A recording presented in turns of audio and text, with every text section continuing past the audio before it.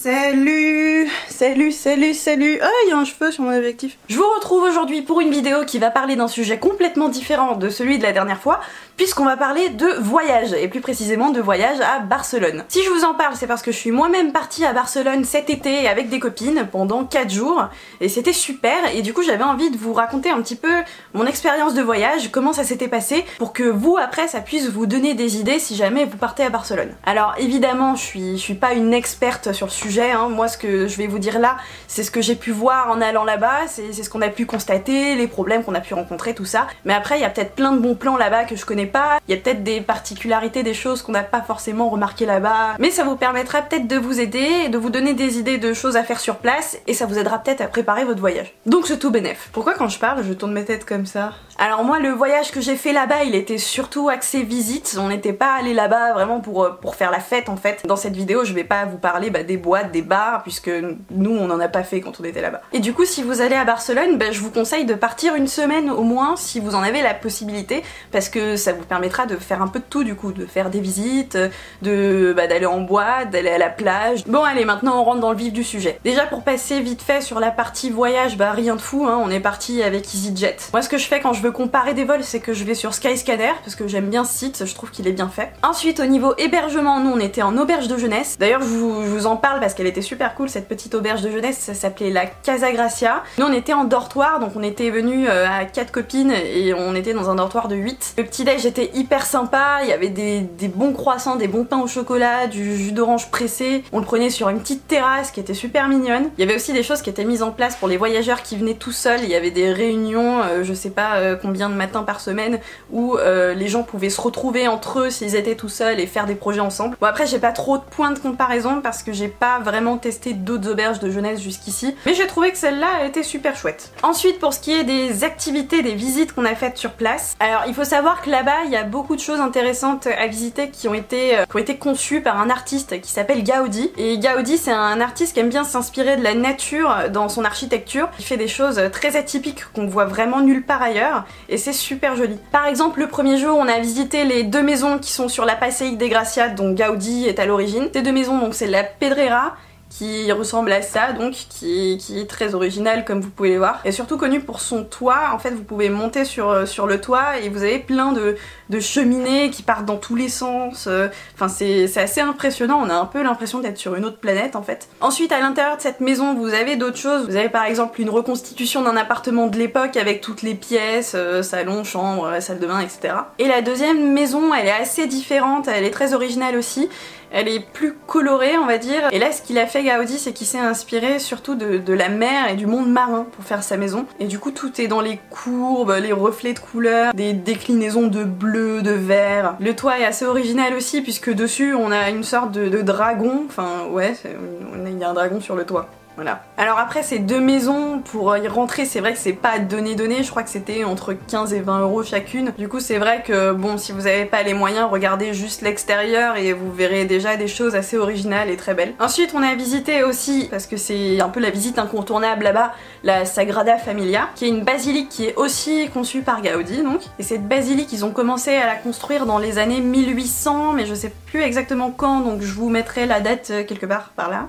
Et la construction est toujours pas terminée en fait. Nous quand on y allait il y avait des grues partout autour de la Sagrada Familia, mais c'est normal, c'est parce qu'ils sont encore en train de la faire. Et si vous voulez rentrer à l'intérieur, surtout si c'est pendant les vacances, je vous conseille de réserver à l'avance parce que sinon c'est pas du tout garanti que vous arriviez à rentrer. Là par contre c'est pareil que pour les maisons, c'est entre 15 et 20 €, donc c'est vrai que c'est pas vraiment donné. Et à l'intérieur pareil, c'est super joli. Vous avez des formes que vous voyez pas du tout ailleurs en fait. Vous avez des vitraux, des lueurs de vitraux de toutes les couleurs qui se reflètent de partout. Enfin, c'est vraiment unique et c'est très joli. L'autre visite assez incontournable quand on va à Barcelone, c'est le parc Güell. Je crois que ça se prononce Güell. Et non, pas du tout, ça se prononce Güell. Et le parc Güell, c'est un parc conçu par Gaudi aussi, qui est hyper original aussi puisqu'il est plein de couleurs. Vous avez plein de choses en mosaïque de toutes les couleurs là-bas. Vous avez aussi des gros animaux. Par exemple vous avez le gros lézard qui est hyper connu, qu'on voit dans toutes les boutiques de souvenirs quand on va là-bas. Le parc Güell c'était moins cher que les autres visites si je me souviens bien. Je crois que c'était autour des 7 €. Par contre là aussi réservez bien à l'avance parce que sinon c'est vraiment pas dit que vous pourrez rentrer. Nous par exemple on n'a pas réservé à l'avance et c'est passé sur le fil du rasoir parce qu'on a réservé un truc à l'arrache. On a été obligé d'y aller le dernier jour jour à 8h du matin, c'est l'horaire le plus tôt le matin qu'ils ont là-bas. Alors après vous avez deux collines je crois qui dominent toutes les deux tout Barcelone et sur lesquelles vous avez une vue super sur la ville. Alors premièrement vous avez la colline de Montjuïc qui est une colline sur laquelle vous avez plein de choses différentes. Quand vous arrivez en face d'un grand château qui ressemble à ça et là-bas vous avez plusieurs activités. Par exemple certains soirs vous avez le spectacle de la fontaine magique qui est donc cette espèce de grosse fontaine qui va s'illuminer, va y avoir des jeux d'eau, des jeux de lumière, de la musique qui est fait plusieurs fois le soir, je crois que ça dure un quart d'heure, après ça s'arrête et puis ça reprend pendant un quart d'heure et c'est complètement gratuit et c'est super joli à voir. Là-bas vous avez aussi ce qui s'appelle le Pueblo espagnol. Alors le Pueblo espagnol c'est une espèce de reconstitution de tous les monuments et de tous les lieux emblématiques de l'Espagne. Dedans c'était super mignon, vous aviez aussi des petites boutiques artisanales qui fabriquaient plein de choses. Vous aviez par exemple, je sais pas, des fabricants d'éventails, de tenues traditionnelles, de choses comme ça. Ensuite sur l'autre colline, si vous allez complètement à l'opposé de Montjuïc,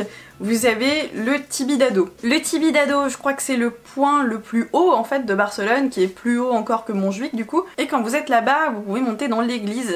Je sais pas trop si c'est une église ou une cathédrale en fait. Et là, vous avez une vue sur Barcelone qui est magnifique. Nous, on a fait ça le matin parce qu'on n'a pas pu faire autrement, mais je pense que ça peut être hyper sympa de faire ça le soir quand le soleil se couche, ça doit être superbe. Et juste à côté de l'église, quand vous descendez, vous avez un petit parc d'attractions aussi. Voilà, je crois que vous ai... Ah, puisqu'un voilà, je pense que je vous ai fait un petit tour d'horizon d'à peu près tout ce qu'on a à visiter là-bas. Et aussi en ayant visité tout ça, en 4 jours, on a aussi le temps de se faire une bonne après-midi à la plage. Alors évidemment, on s'est aussi baladé sur la Rambla. La Rambla, c'est la rue la plus animée de Barcelone en fait, une rue dans laquelle il y a plein de bars, plein de restos, plein de boutiques. Par contre, faites attention quand vous êtes dans les Ramblas et quand vous êtes dans les lieux touristiques en général, parce qu'à Barcelone il y a pas mal de pickpockets. Du coup faites bien attention à vos affaires, faites attention à votre téléphone, faites gaffe aussi quand vous êtes sur la plage, laissez pas vos affaires sans surveillance. Au niveau nourriture, on s'est pété le bide, voilà. Là-bas donc vous avez les paellas, les tapas, vous avez des bars à tapas vraiment partout. Après moi j'ai pas pu en goûter, mais vous avez aussi tout ce qui est churros. Vous avez aussi un petit marché sur les Ramblas qui s'appelle la Boqueria, qui est hyper mignon et dans lequel vous pouvez trouver des choses que vous trouvez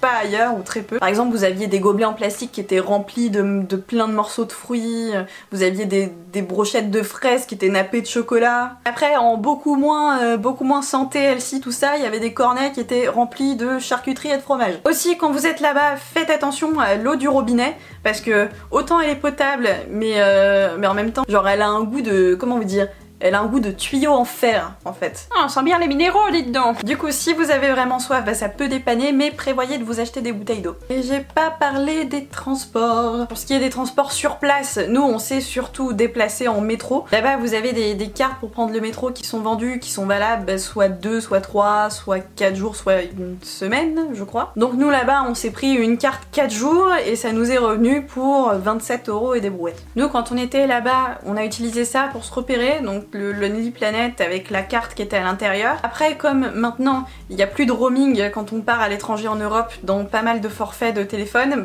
c'était pratique puisqu'on avait internet donc on pouvait se repérer avec Maps, tout ça. Donc on n'a pas eu de soucis du tout de ce côté là.